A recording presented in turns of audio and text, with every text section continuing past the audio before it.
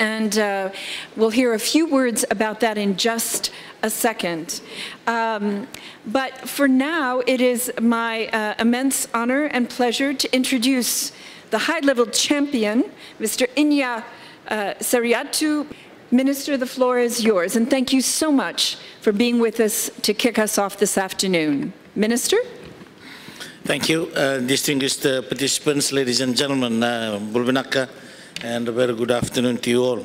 I'm pleased to be here to make some opening remarks at this cross-cutting roundtable that brings together issues of oceans, coastal zones, and transport.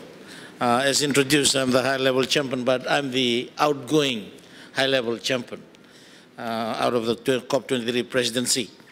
Firstly, I would like to thank the Oceans and Coastal Zones thematic group and the Transport thematic group of the Marrakesh Partnership for coming together to organize this event.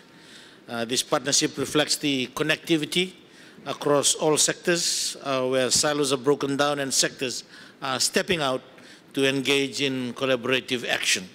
As we all know, without targeted action, emissions from maritime transport will continue to grow, and there is no single solution to decarbonizing shipping. It will need operational changes, alternative fuels, technological advances, and the right policy environment. Coming from a Pacific Island country, I am well familiar with the need for these changes, given the dependence on maritime transport in our islands and the many ships that come through our EEZ and berth at our ports. Emissions from this sector make up for the bulk of national greenhouse gas emissions in some of our small island states. So I salute the announcement by the Maersk group earlier in this COP regarding their target for net zero emissions by 2050. Ports can be and are already starting to be part of the solution, providing bunkers for alternative fuels, power infrastructure initiatives such as green port fees. At the same time, ports are vulnerable to the impacts of climate change. With the sea level rise and increased precipitation projected, even at 1.5 degrees, this vulnerability is likely to increase. About 80% of the world trade is carried by sea, so this vulnerability will have global as well as local impacts. We have witnessed this firsthand in the Pacific when Category 5 Cyclone Winston made landfall in Fiji in 2016. A number of our wharves and ports were severely damaged and rendered unusable. This had drastic impacts on the lives of our local communities and businesses, especially those in the outer islands who depend on this infrastructure to receive and access necessary supplies and facilities.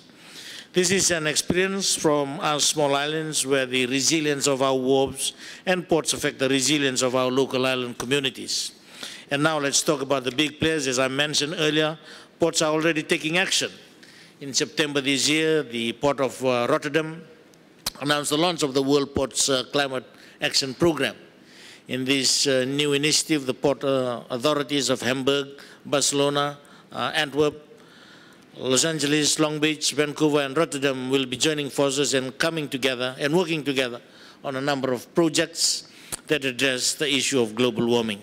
Other projects are connecting ports with national and local governments and with experts to develop strategies and capacity to increase resilience to the impacts of climate change. I'm sure in the discussions today you will hear more about action being taken. And when discussing these actions, I would like to leave you with a few thoughts.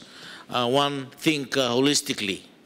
As I mentioned before, many aspects, including infrastructure, incentives, resources, all need to come together to transform shipping. Two, work collaboratively.